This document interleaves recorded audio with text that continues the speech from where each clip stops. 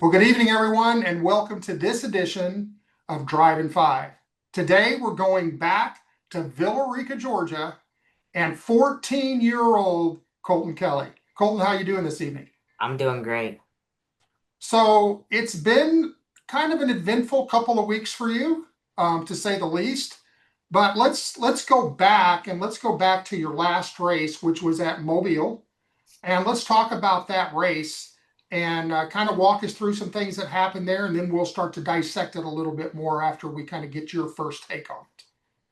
Yes, absolutely. So the day before that, we were supposed to originally race in Pensacola, and the day before that, we went to go test our Pave America 18K Pro Late model down at Five Flags. And we had a very major mechanical failure on the car that prevented us from racing that Pensacola race the next day. And I have an amazing crew, and they did such a great job of getting this car fixed. It wasn't ready in time to race that Pensacola race, but the day after the Pensacola race, there was a race at Mobile, and we did end up getting to race that race. All right. So, did you ever figure out kind of really what happened to the car? Yes, I know what's gonna happen. I don't want to point any fingers. I'm just gonna leave it very vague, but it was very, very major. It was major. Okay. It was very major. So when I hear major, I think expensive at the same time.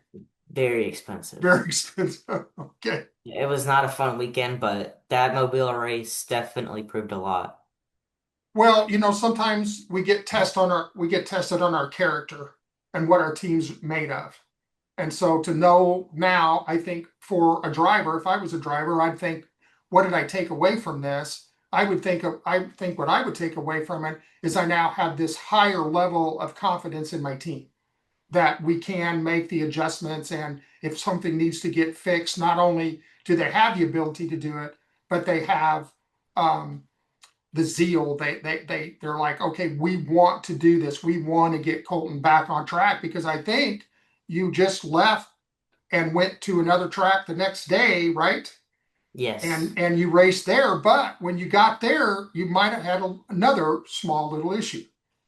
we did. We had our distributor strip out, and I thought that I did it twice in a row, but I didn't. And we also got that issue fixed, and we went out there and raced that race. I thought my mental state wasn't going to be the greatest.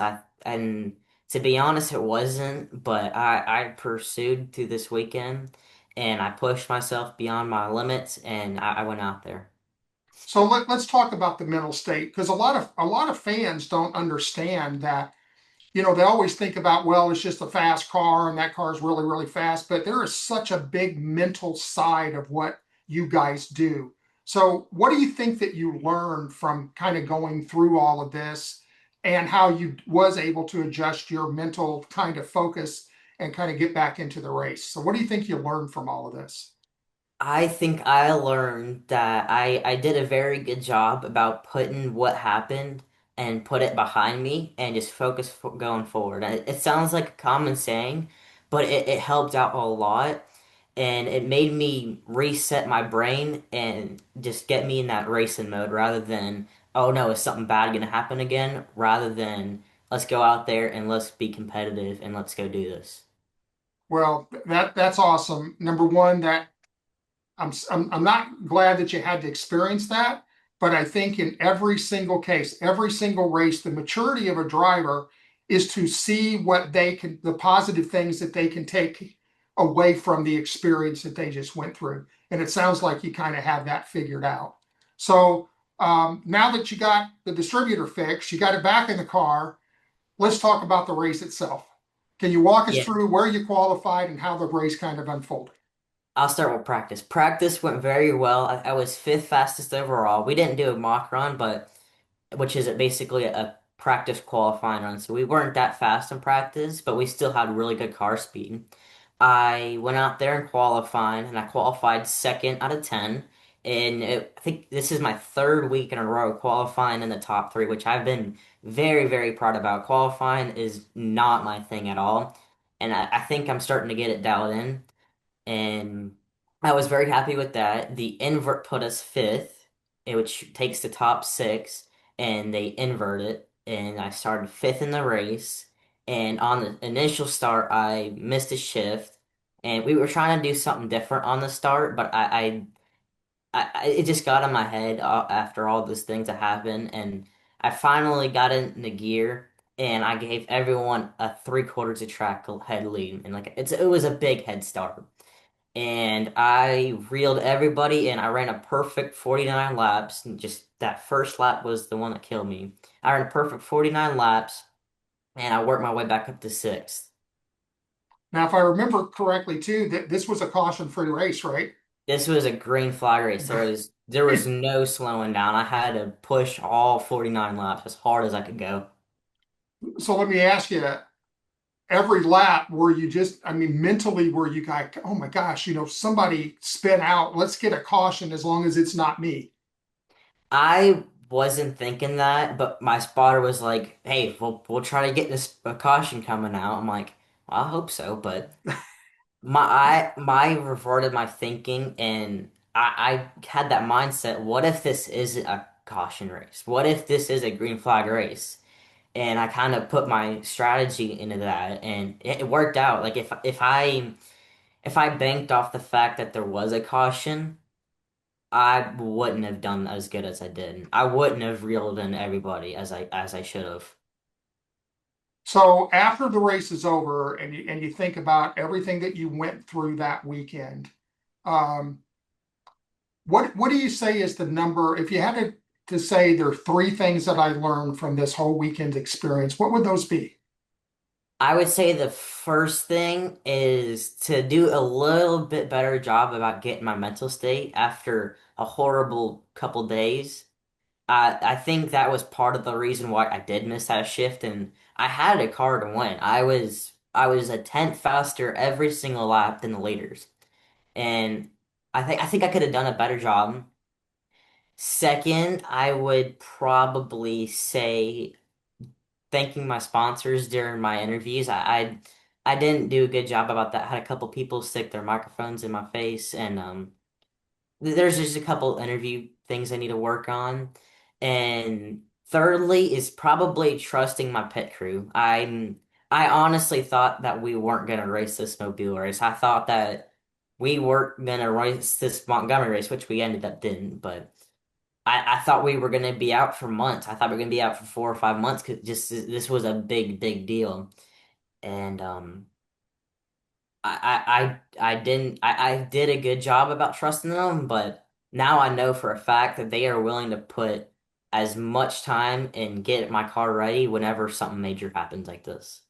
So even from the physical or the mental aspect of that, knowing that they're willing to do whatever it takes to get you back on the track, you're going to find out that through the rest of the year, that's going to come back and it's going to be something that's really going to help you because, as we were talking about, mental state of a race car driver. Um, I've always said, over the last 20 plus years, and told parents after parents and crew chiefs after crew chiefs that look, the easiest and the least expensive two tenths that you will find is your race car driver having confidence in you. I do believe it's worth two tenths. So we'll go back real quick because we don't have a lot of time left, but I want to talk about one of the things that you said that you felt like you were struggling with, and that was qualifying. Well, here's the good thing. Every driver that I've ever worked with struggles with qualifying. And then the second thing that they really struggle with are restarts. So you have a green flag race. You didn't have any chance to really hone your skills when it comes to restarts. But what do you think that you've learned through all of this and really through everything that's happened this year and even a little bit last year? What have you learned to make yourself a better qualifier? Because there are cup racers that are cup champions that struggle with qualifying. It is a skill set in its own. I would say I flipped my thinking of, hey, I'm not good at this, and I'm probably not going to go out there and do well. And to more of, hey, I'm going to give it my best shot. I'm going to do my best out there. I'm going to do the best by pit crew says and tells me. And I think that's actually shown. Instead of it being more, I'm not going to do well. I'm gonna try my best and I'm gonna do my best, and it's really shown. I think my first pro late model qualifying, I qualified sixth, but these last couple races I've qualified in the top three, and it's been truly something else.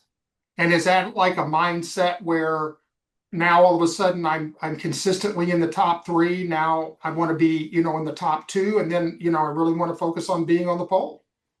I'm right now focusing on trying to get to the pole. I'm the last two races I qualified second, and the one before that I qualified third. So now I'm trying to get to pole, but.